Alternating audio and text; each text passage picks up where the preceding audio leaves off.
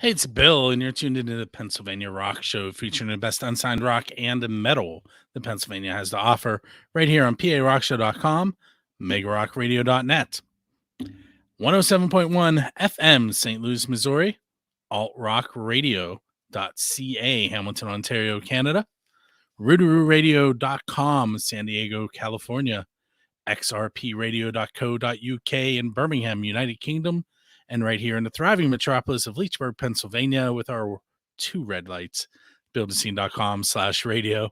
This is episode number 604 of the Pennsylvania Rock Show. And with me tonight, we're going to start out with Fernando, and then we'll get to the point momentarily. So for those who are familiar with Fernando, is from, I'm going to say this wrong probably, Ambriac? No, it's I changed it. It's Fernando de la Cruz Films. Okay. Yeah. And he's also part of First Angel Media, which I'm sure most of you watching are familiar with, because that's probably one of the ways you found us. So Fernando does some video work for unsigned and independent musicians, and we're going to start off with that. And Fernando, give a brief synopsis of what you do, like what your services are that you give out to the local bands. Yes. So when it comes to working with musicians, a lot of times I do recap videos. I do music videos.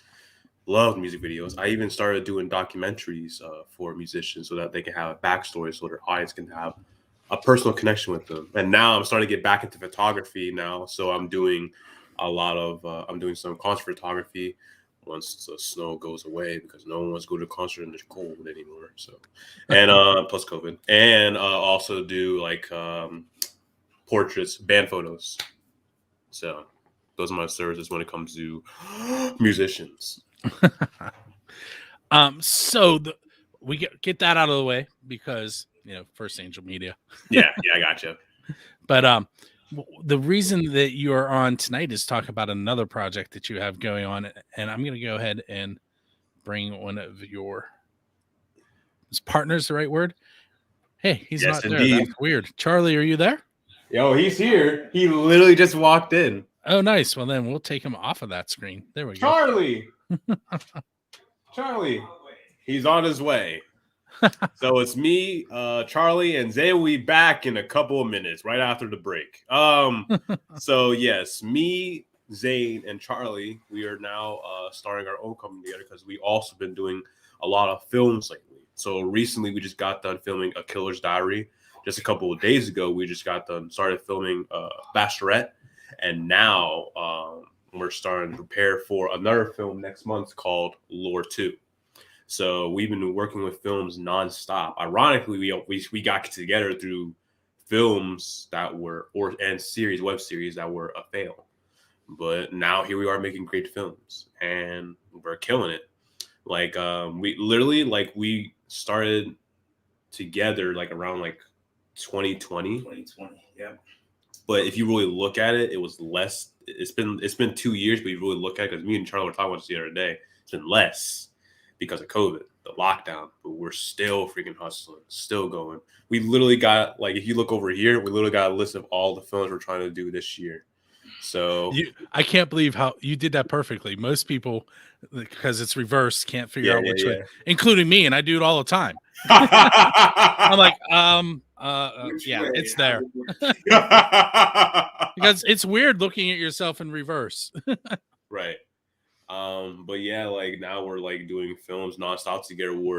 Which now we want to start a film company together, which will be 3 Black Tops Productions. Short, 3BT. Yeah, 3BT Productions. Yeah.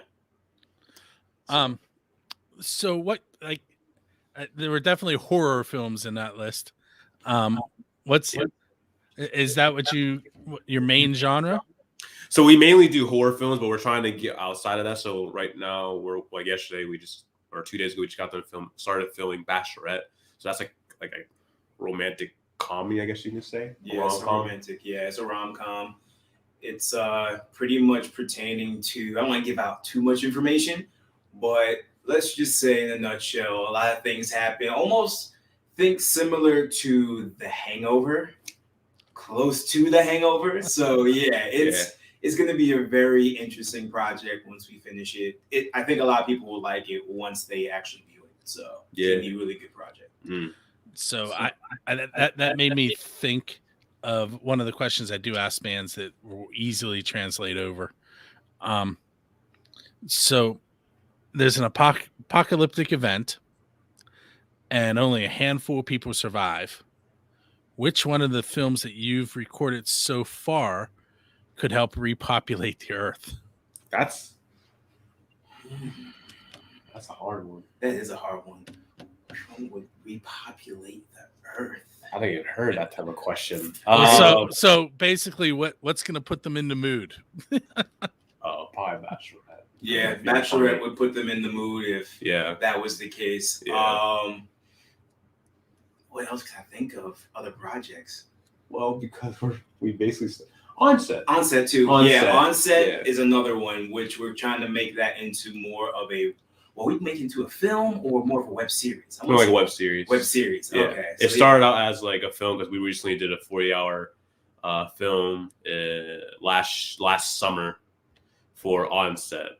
So imagine like The Office, but it's about filmmakers trying to make a film on time before the 40-hour contest is over. So that's basically what it was about, but it was in the office concept.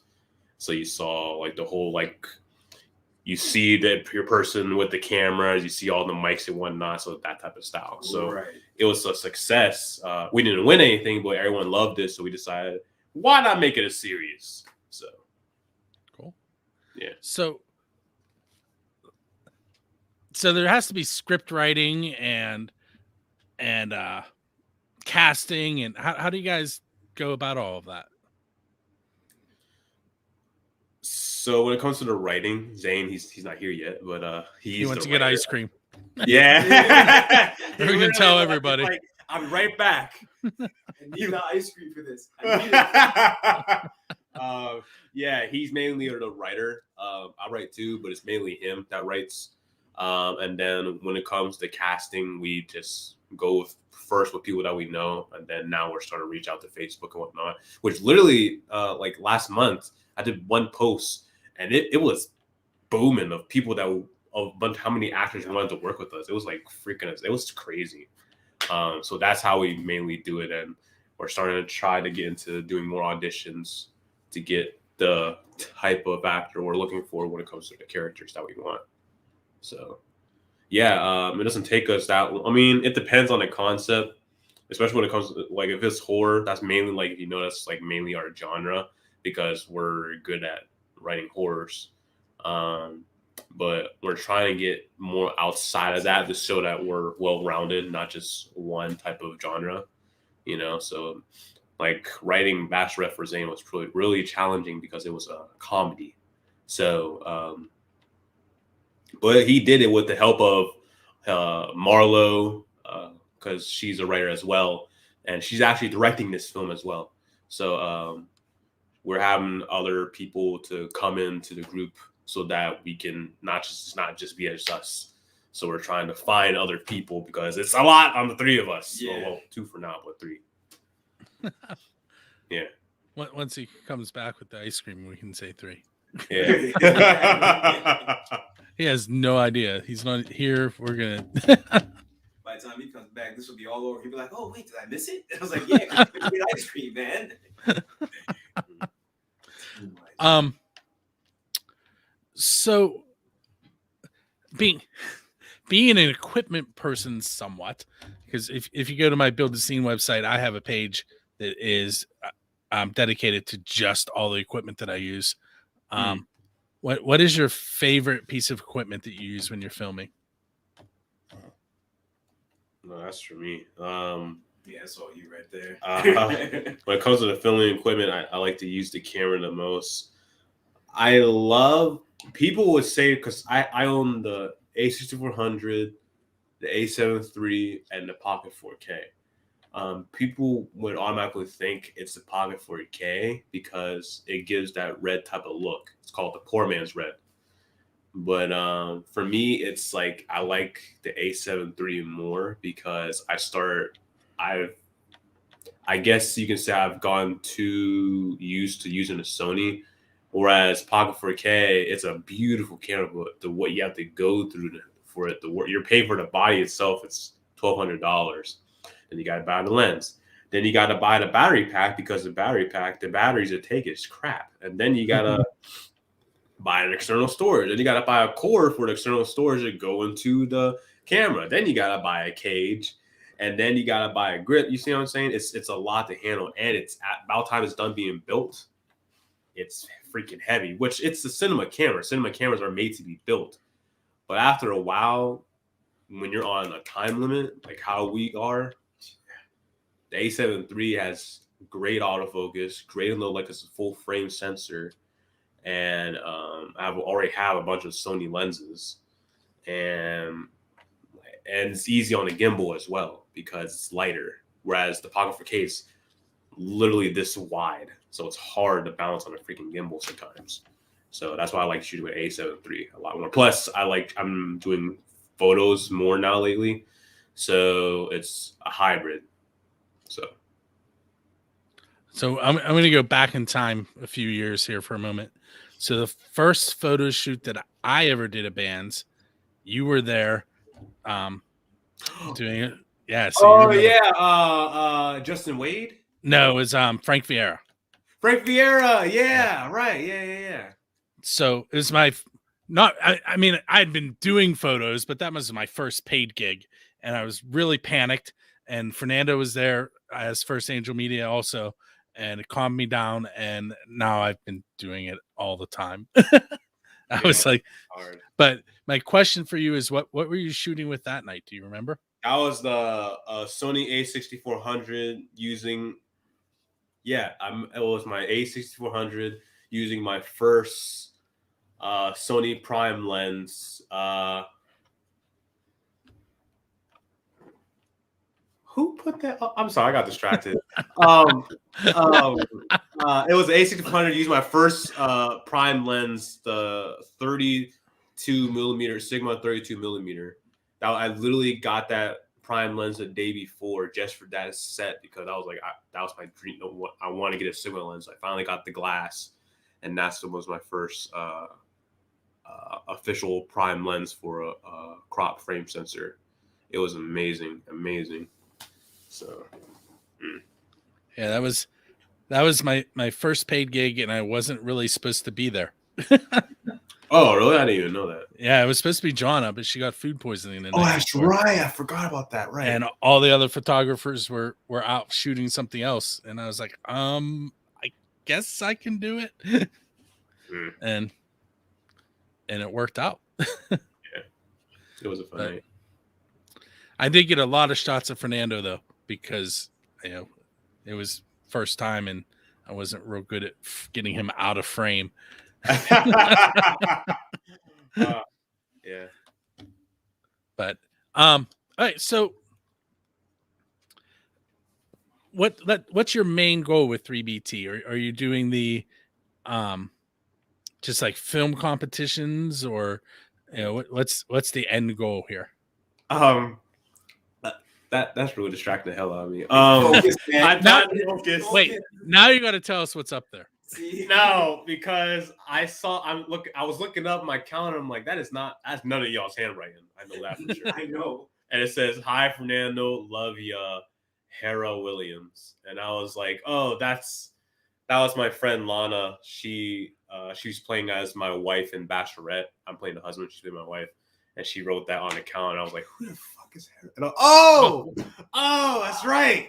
My goodness, man. That's what I was trying. I was looking at Okay. now I know who it is. I was like, okay, I can go on with my life. I was thinking, who is there? Someone a stalker in her house? Like what? So the goal, I would say for us is like we want to hit Netflix. Yeah. So our main goal as of right now, probably within the next year, maybe year and a half, to try to get some of our projects onto Netflix, Hulu, all like the main streaming platforms. just so we can like start to get more of a buzz out there saying like, hey, this is our production, this is what we can do. And hopefully with a lot of people watching it, they'll like gravitate towards us. They're like, hey, these guys do more than just do film, stuff like that.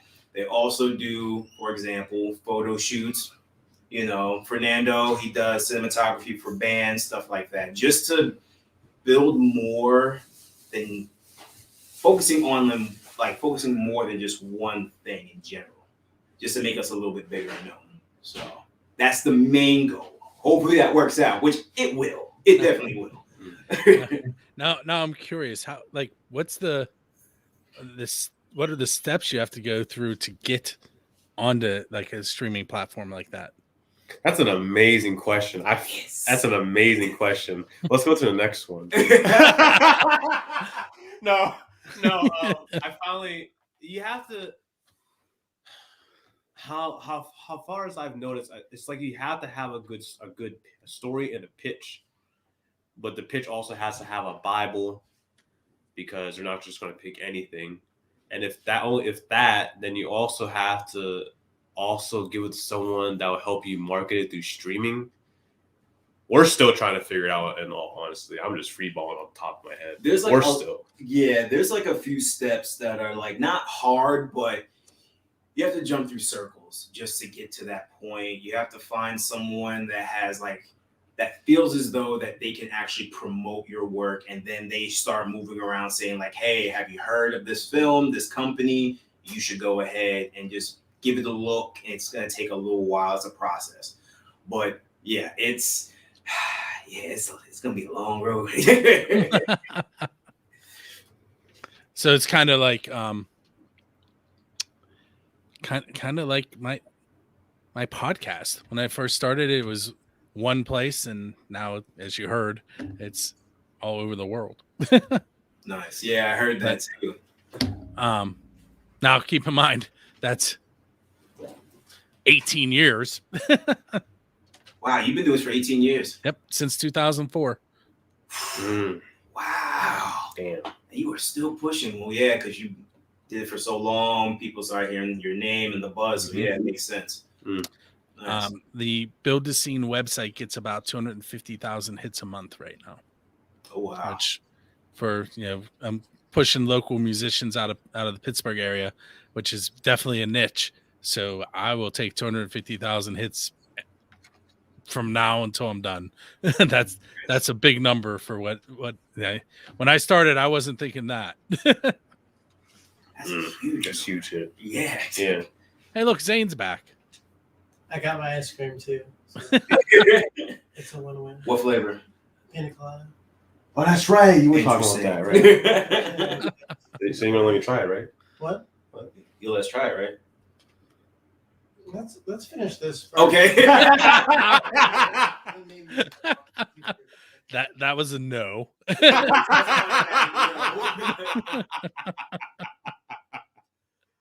Oh my goodness. Hey, Zane. So while you were gone, we talked about Fernando's work with First Angel Media and local bands, and a little bit about what you guys are doing. And they told me that you were the writer. So I have a question about your writing process. How do you come up with the storyline for the films you guys do? That is an awesome question. I'm glad you asked it. I usually just talk to myself a lot, or I go on night walks. I'll just walk around, and I'll figure out what characters are supposed to say, or I'll put myself in really weird situations. Like with Lore, I was like, what if someone called me and said they're going to kill someone? And then I went from there. That's pretty much it. Yeah, it's a lot of me just talking to myself. I mean, it is fun though, like becoming other people, other characters, and giving them dialogue and context and stuff like that, and then putting a storyline together. I always know what I want to do in the beginning of a movie and at the end, and I fill it with other stuff as I write. I usually let the characters tell me what's going to happen. Now, how about kind of like being a teacher? I have to ask the education question. what's your all three of you? What's your background that got you to this point? You want to start off first? So how the story goes is I actually went to college for graphic design, but I did the whole try to find a career path and trying to find a job right after college, as an average college kid would do. Didn't work out. So I felt like it wasn't for me. So I ended up going back to my old day job. Only had $3 in my name, and I was depressed. But then I started to think back, like I'll never forget this. Like I remember I was like taking myself for a walk. Like I was talking about earlier, I was going for a walk, and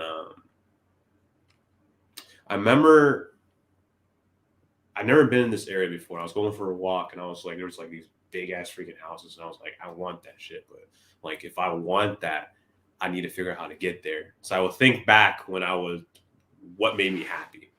So I thought about like, what about film and whatnot? Because like I remember running past this school called Light Film School and full-time filmmaker and whatnot, and I thought, I don't know, what the hell. So I scammed up the money that I had my old day job. Screw Duncan. So Wow. I got when I got my first class from Light Film School back when they had a music video production program.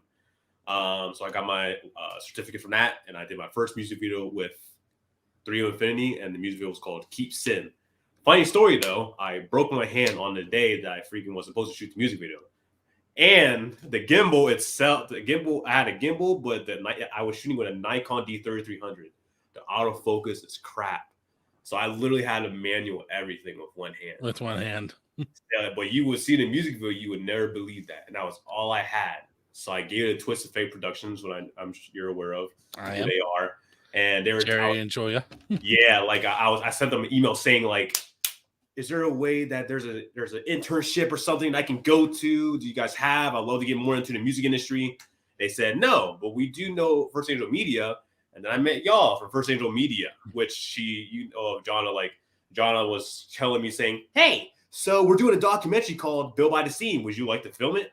Hell yeah, I would. So I did that documentary, and then after that, they pitched me to a band called Tropodelic, and I was my first live show, and I did literally for $80 for like 8 hours straight. I didn't know how to freaking charge myself at the time, and it was so frightening because I didn't know if we were allowed to be on stage, like how you were when you were shooting your first concert photography. Like it was frightening. Like for me, it was the same exact thing. And if you see the vlog, my YouTube channel, make sure to like and subscribe. You see the camera, the lead singer like pointing, telling you to come. Stage, and then I ran on the stage, and I saw a wave of people, and I was like, "Damn!" So this is what it's like to be like a musician, like to be in their shoes. Because I remember when I was younger, I was like, I would love to be. It didn't happen that well, but now I'm just doing my free time for fun. But now here I am making music videos and help people achieve the dreams I always wanted when I was younger through film, making them music videos, promos, recaps, documentaries to help to make their dream come true. You know what I'm saying? So at that moment, I was like, shoot, I don't want to stop. It can be heavy on my back sometimes, but you know, it's a good feeling. It's a good feeling. I get it. That night with Frank's show, up until I got home and threw it in Lightroom, I still wasn't sure that I did what I was supposed to. And then once it was in Lightroom, I was like, hey, those are good. And so I get it. Yeah, it was fun. But I went from shooting with the Fujifilm. Oh, Fuji. Yeah. Wow. But it was. I have not touched it since the Canon showed up. It's in a bag in my room. Wow. It said it was a DSLR. It was not. Oh, wasn't? What was it? No. Like mirrorless? It had the lens you couldn't change lenses. Oh, it was like point and shoot. Yeah, Oh, okay. but it said it was DLSR DSL. Never mind. I'm getting dyslexic now. You know what I'm talking about. Yeah, these But you know, and when I had it, I thought I was getting good pictures, and then John had sent me the Canon, and I shot with the Canon, and I was like, holy hell. Like just the difference. Mhm. So yeah, it doesn't get used at all. Damn. But all right, so what about you, Charlie and Zane? How did you get to this point? Charlie? Want me to go? Okay. So I'm gonna just summarize it, and I'll just jump into where like the meat and potatoes of it. When I was a kid, I actually did a play. Well, not really a play, but it was for what Disney movie? The Jungle Little Book. Mermaid. No, not the Little Mermaid. It was the Jungle Book, and I played Baloo. When I was a kid, I just loved acting. Stop it. Anyway, I don't want to be dressed up as Ariel. But anyway, where it really started was back in college because I went to University of Pittsburgh and I did theater. And my professor, she had asked me to come in front of the class because we were all doing like an improv in front of the class. She had these plastic containers, these filing containers. She's like, okay, just come up with whatever scenario and run with it. And I did. So I used the filing cabinets, the plastic filing cabinets as skis. So I did the facial reaction. I put the gargles on and I just started skiing down the slope. And she was like, that was pretty good. You just thought about that on the fly? And I said, yeah, this was really easy. Like, it's not that hard. She's like, have you ever considered acting in general? And I'm like, not really, but I mean, I always wanted to get into it. So from then, after I graduated in 2015, I went straight into like just jumping into any film as possible. I was a background extra in a lot of films. What was it? The Dark Knight Rises I got into. I was in WGN's The Outsiders. What was it? There's so many. There's like a few of them I was like an extra for, but a lot of people were telling me on set, if you want to do more than this, you're going to have to like speak. You're going to have to learn lines, everything else. From then on, I tried to get into the independent market, started acting for this one film before I met Fernando, because Fernando was like the jump start, which was, what was it? The Cottage, right? Yeah, it was for The Cottage. Which that didn't. It was an epic fail. Yeah, it was a fail, man. Fail. But it was a blessing in it because that's how I met him. And then we made a project during the shutdown, and it was called Genocide. And I produced it. I found a location, which was my job, which I work currently now. And Fernando's like, I love the area. Like, this will be a great like thriller, semi-horror film. I think I watched that one. Yeah. Okay, yeah. That was our very first project together. It was like in a warehouse. Yeah. Maybe. Yeah, I did watch that one. Yeah. Yep. So that was our first project. And then from there, we met. Well, Fernando introduced me to this guy, Zane, for his web series, Spellbound. And then from that point, we just all came together as a unit. And we said, hey, why don't we just start making our own projects? You know, I'll be the actor, producer, and then Zane is the writer, also producer, director, and Fernando, he does all the above. So it's great because I'm learning from both of them, like writing from Zane, also directing from Fernando, cinematography from Fernando, direct, like everything from each person. So we're all learning from each other and we're all trying to build. So yeah, that's how it all started. So I do have a question for you. Okay. In the Dark Knight Rises, what part did you have? The fight scene. So do you know that? Wait, you on the City Hall steps? That Yeah, scene? the City Hall steps. Yep. You are the second. Wait, that. you are the second person I know that's in that scene. Really? Yep. The other one was well, I don't know what he's going by now, but his name was PJ Ross when I was growing up. It sounds so familiar. I may have met him briefly, but and at one point when Batman is fighting with why am I blanking on the villain's name? Bane, yes, thank you. You can see him in the background for like a split second. If you didn't know to look, you wouldn't know it was him. Oh wow. Yeah, that's what I hate about being an extra, because there's so many of you, and then especially if you don't know how extras work, when you finally see the film, you're like, yes, I get to see myself. And you're like, wait, I just see a foot. I just see my hand maybe. I'm like, really? This is how they did me? Okay, I guess we're just gonna have to try again on something else. Yeah, I love it, but then hate at the same time, because you think that you're gonna see something, but you don't. So yeah, he grew up 2 houses down from me, so I haven't talked to him in person in a few years. But yeah, I was like, he told me he was in it, and I'm like, no, you're not. And then I watched, and he's like, watch this scene. I'm like, that was you. that's amazing. Hey, Zane, you're up, even though you keep trying to put it off. Yes. So, I mean, I've been writing for a while. It did start when I was really young, at like probably 13, maybe 12. I don't know, but I would write short stories in school. And I just kind of taught myself how to write scripts, kind of take those short stories and turn them into short scripts. And then I would read other people's scripts online to see how to format it correctly. And yeah, pretty much taught myself to write scripts from there. And then I don't learn by seeing or something. I have to do it to really counter it down. So to figure out how to direct, the only way for me to figure it out was to do it. So that's when I was like, okay, I'm gonna try to do a web series based on a short story I wrote. And that's how I met both of them. That's through Spellbound. But I didn't write anything for them until we did Odium, which was the 48-hour film festival we did together. That was the first time I was like writing for them too, because Fernando directed that. Yeah. I guess the first time I really saw like a movie I really loved and was like, oh, okay, maybe I should do movies, was Titanic.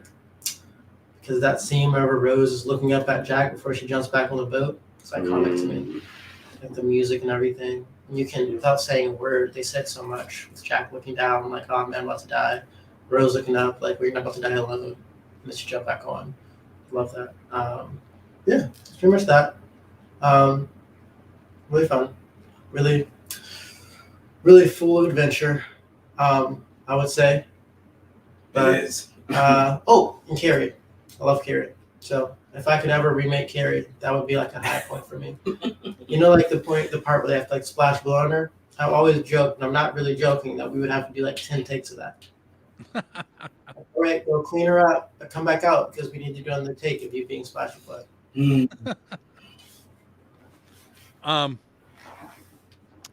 So I'm trying to think how to bring this back to the music scene, other than I'm assuming you guys have musical scores for your films as well, right? Yes. So if bands were interested in contacting you about having their music in a film, is that something that could happen? Yes. Yes. Ooh. Yes. Shoot. For Parallel. That's what I was about to say. Yeah, because Parallel, we're trying to. Well, I'll let Fernando talk more about it because this is his baby, his project. So I'll let him go. He doesn't look excited at all. Yeah, that'd be cool. Because the whole concept for Parallel, like originally it was supposed to be a book, but then Zane convinced me to turn it into a film. And then as I was writing it, I was like, this seems like it would be better as a series. So I wrote it in the weekend, and then I sent Zane to look at it because he's better at writing than me. So I wrote the meat and potatoes, and I wrote the meat and potatoes, and I got the base of it. But he looked at it and said, "What if we did this? What if we did this? What if we did this?" And then all of a sudden, we went back and forth, and that was actually our first collaboration in writing. Actually, I believe, our official collaboration.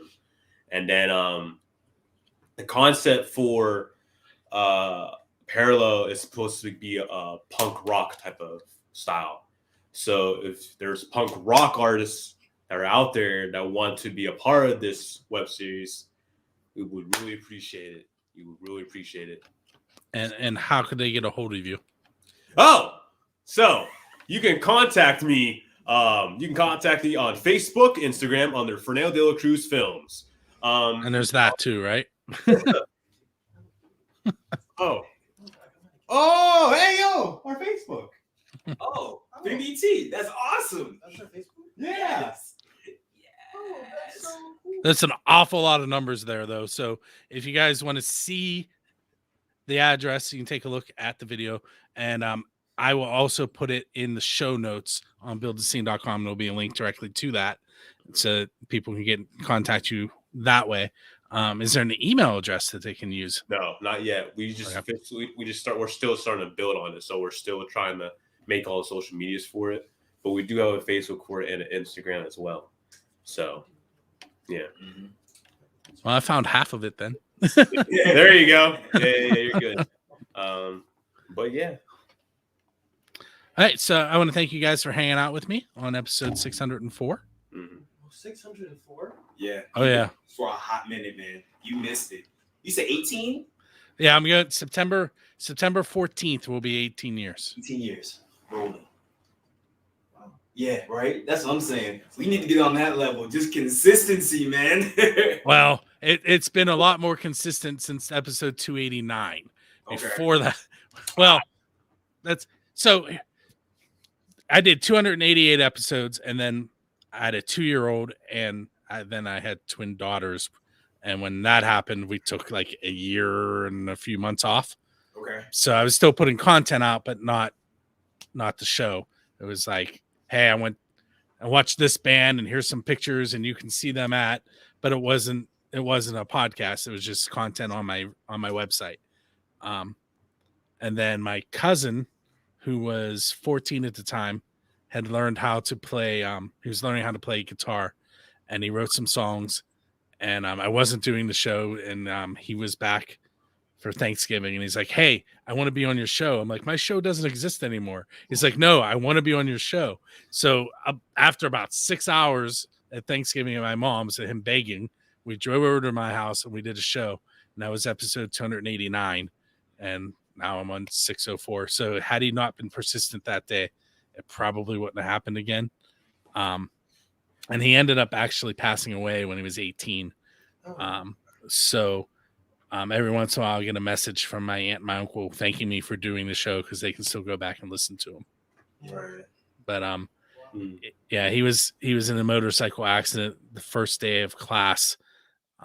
He was going to learn how to be a motorcycle. Yeah, completely blank, to work on motorcycles. And on his way to class, he was making a turn and someone ran a light and hit him and killed him. So he never even made it to his first class. Wow. But now that I made it heavy, I'm sorry.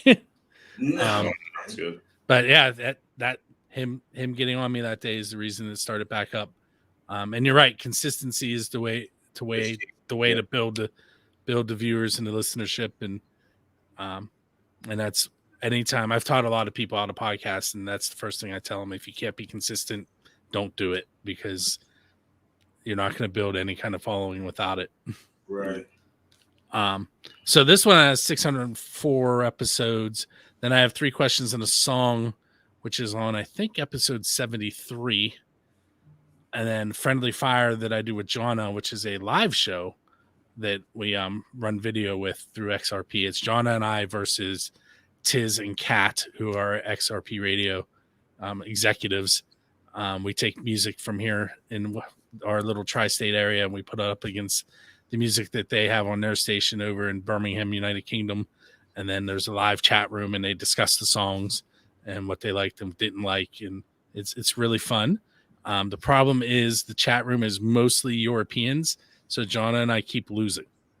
Oh. That's my story, and I'm sticking to it. We're Yeah. losing because our American friends aren't voting. Darn. But yeah, so yeah, I've been at this for a while. And it's fun, as you can probably tell being on Oh, one yeah. episode. Yeah. If you guys hang out for a little bit, I'll talk with you off the air. Everyone else, make sure you hang out and listen to some more of the best unsigned rock and metal that Pennsylvania has to offer. Make sure you check us out on all the stations I mentioned at the beginning. You can see 3 questions and a song on the 1st and 15th of each month. Pennsylvania Rock Show that you're listening to right now is every Friday for release date. And then Friendly Fire happens one Saturday a month. The next one is probably going to be February 26th.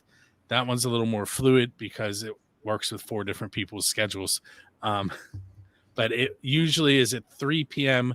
Eastern, 8 p.m. United Kingdom, which is GMT, I believe.